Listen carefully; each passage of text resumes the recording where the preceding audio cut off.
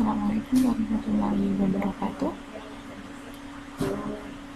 Selamat siang. Ini adalah pertemuan kedua kita ya di classroom. Kita buka bersama dulu kelas kita dengan bacaan Nazmul bersama-sama.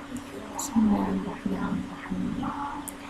Pembahasan kita kali ini adalah tentang Muqaddimah Anggaran Dasar Muhammadiyah. Ini adalah bab selanjutnya dari apa yang sudah disampaikan oleh Pak Edi di pertemuan yang lalu. Nah, teman-teman, kita simak bersama materi Muqaddimah Anggaran Dasar Muhammadiyah agar teman-teman tahu sebenarnya Muhammadiyah sebagai organisasi itu punya landasan, punya satu pegangan dalam menjalankan organisasinya. Oke. Nah, kita ke sejarah perumusannya. Muqaddimah Anggaran Dasar Muhammadiyah itu disusun pada periode Ki Bagus Hadikusumo. Jadi pada periode penyusunannya ini Indonesia belum merdeka, gitu ya. Kemudian yang kedua, perumusan ini berdasarkan pada ide barisan pokok pikiran Ahmad Dahlan. Jadi apa yang dilakukan oleh Ahmad Dahlan dahulu sejak pendirian Muhammadiyah itu kemudian diambil inti-intinya, dijadikan pedoman, gitu ya. Kemudian ada sesuatu yang baru maupun bisa ditambahkan, gitu ya. Kemudian fungsinya untuk apa dirumuskannya MADF? Fungsinya adalah sebagai jiwa, ruh, nafas, dan semangat dan perjuangan, gitu ya, ke dalam tubuh dan gerakan organisasi yang harus jadi asas dan pusat tujuan perjuangan Muhammadiyah.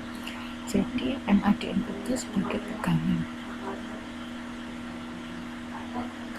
untuk melaksanakan perjuangan dalam organisasi. Ini langkah gerak organisasi itu didasarkan pada Muqaddimah Anggaran Dasar. Kemudian faktor disusunnya, kenapa Ki Bagus Hadikusumo ini merumuskan MADM. Yang pertama karena belum ada kepastian rumusan tentang cita-cita dan dasar perjuangan Muhammadiyah. Belum adanya rumusan inilah yang kemudian masih gontai. Langkah Muhammadiyah itu mau seperti apa? Cita-cita Muhammadiyah itu mau dibawa kemana? Perjuangannya itu mau seperti apa? Gitu. Sehingga perlu dirumuskan bagaimana nanti cita-cita dan dasar perjuangan Muhammadiyah itu benar-benar bisa dilaksanakan. Kemudian yang kedua, kehidupan rohani warga Muhammadiyah yang menampakkan gejala menurun, karena sudah mulai terbuka nih negara kita, gitu ya. Sudah mulai banyak sekali aktivitas-aktivitas yang kemudian berkaitan dengan aktivitas politik dan lain sebagainya, sehingga kehidupan rohani warga Muhammadiyah ini menampakkan gejala yang menurun. Sehingga perlu bagaimana kemudian mengembalikan semangat rohani warga Muhammadiyah ini. Gitu. Kemudian yang ketiga, semakin kuatnya pengaruh dari luar, semakin besar organisasi, maka pengaruh dari luar itu semakin besar. Maka perlu bagaimana Muhammadiyah tetap berjalan pada kaidah yang seharusnya.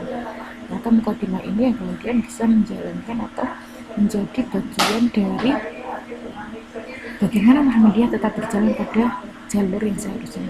Yang keempat, dorongan telah disusunnya preambul atau pembukaan Undang-Undang 1945. Nah, dorongan ini ya secara khusus karena memang Ki Bagus Hadikusumo juga ikut merumuskan, ya, pembukaan Undang-Undang 1945. Sehingga kalau negara saja sudah punya inti dari dibentuknya satu negara, maka Muhammadiyah juga diharapkan punya inti untuk menjalankan organisasi. Nah, matan MADM silahkan cek di file Word ya. Nanti ada file Word yang teman-teman bisa download atau nanti kita simak lewat video ini.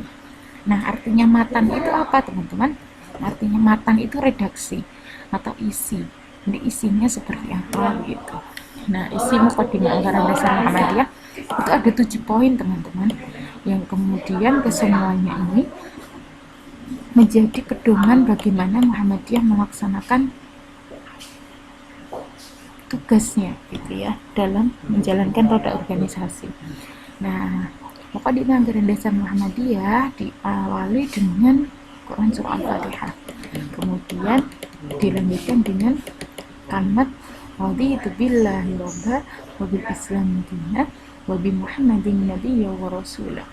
Saya ridho bahwa Allah itu sebagai Tuhan, kemudian beragama kepada Islam dan bernabi kepada Muhammad Rasulullah Sallallahu Alaihi Wasallam. Ini dilanjutkan dengan poin yang pertama, amma ba'du, bahwa sesungguhnya ketuhanan itu adalah hak Allah semata-mata. Bertuhan dan beribadah serta tunduk dan taat kepada Allah adalah salah satu-satunya ketentuan yang wajib atas tiap-tiap makhluk, terutama manusia.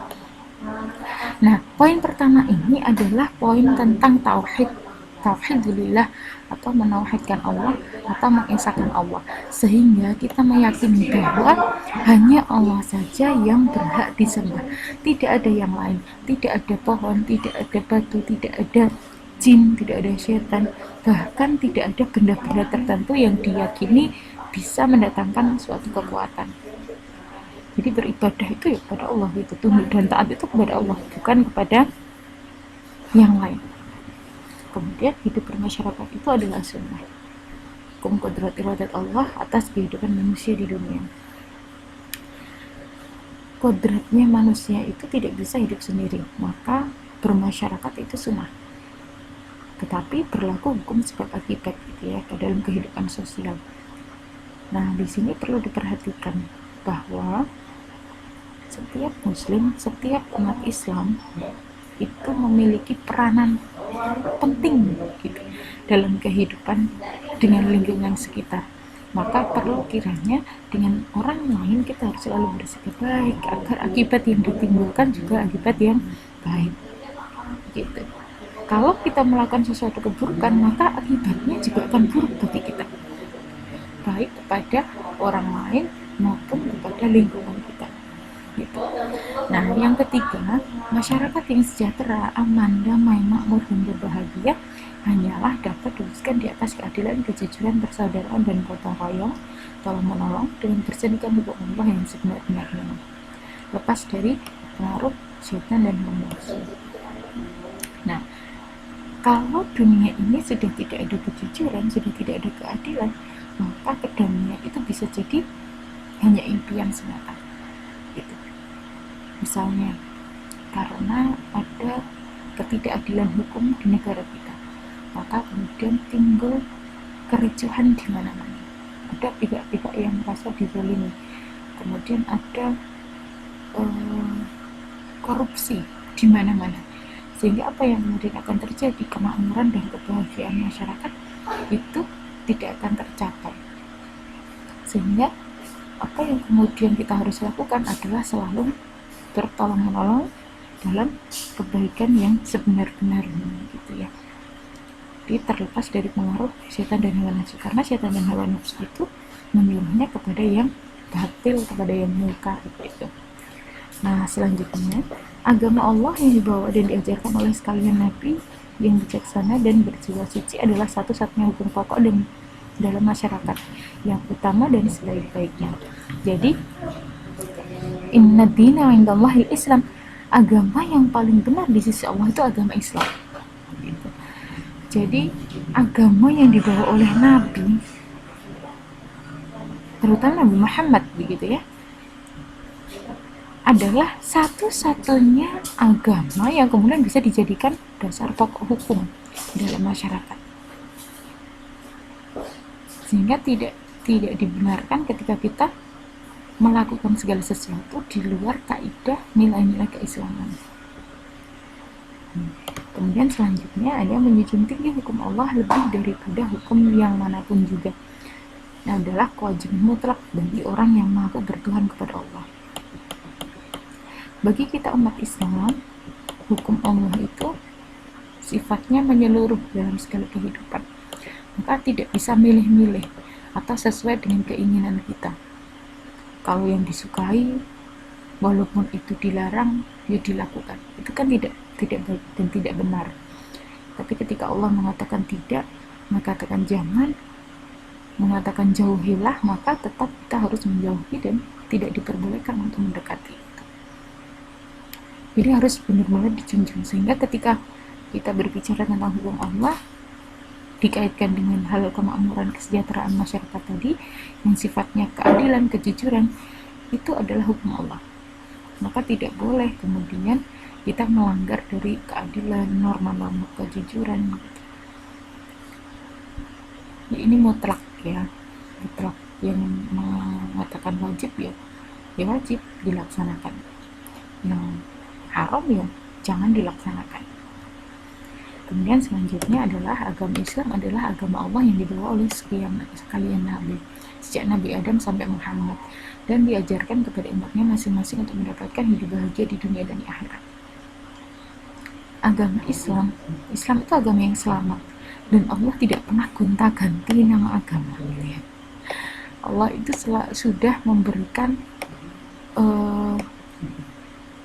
satu patokan, yaitu Islam. Nabi Adam itu menyampaikan kebaikan, itu bagian dari Islam. Nabi dan Rasul yang lain itu menyampaikan risalah wahyunya, menyampaikan dakwahnya, itu adalah nilai keislaman. Gitu. Hanya kemudian disempurnakan pada masa Nabi Muhammad. Untuk apa sebenarnya agama Islam itu diturunkan? Seperangkat aturan di dalam Islam itu diturunkan adalah untuk kebahagiaan di dunia dan di akhirat. Bukan untuk menakut-nakuti ya. Kehidupan akhirat itu bukan untuk menakut-nakuti, tetapi inilah sebagai gambaran ketika kita melaksanakan apa yang Allah perintahkan dan juga menjauhi larangannya. Enak saja gitu, ringan saja, karena kita meyakini bahwa ya sudah, memang Islam adalah agama yang paling benar. Tidak ada yang bisa mendebat itu. Kalaupun ada yang mendebat, biasanya adalah nafsu kita. Jadi keinginan kita untuk melakukan sesuai dengan keinginan kita. Ya, keinginan kita, tapi bertolak belakang dengan nilai keislaman. Nah, itu kan tidak diperbolehkan. Nanti kemudian tidak bisa hidup bahagia dunia akhirat. Kemudian yang terakhir adalah syahdain, untuk menciptakan masyarakat yang bahagia dan senantiasa sebagai yang tersebut di atas itu. Tiap-tiap orang, terutama umat Islam, umat yang percaya akan Allah dan hari kemudian, wajiblah mengikuti jejak sekalian Nabi yang suci. Beribadah itu kepada Allah, berusaha segiat-giatnya mengumpulkan segala kekuatan dan menggunakannya untuk menjelmakan masyarakat itu di dunia dengan niat yang murni, tulus, dan ikhlas. Karena Allah semata-mata hanya dapat mengharapkan karunia Allah dan ridhonya belaka. Gitu. Jadi melakukan segala sesuatu itu lillahi ta'ala aja. Jadi tidak ada istilahnya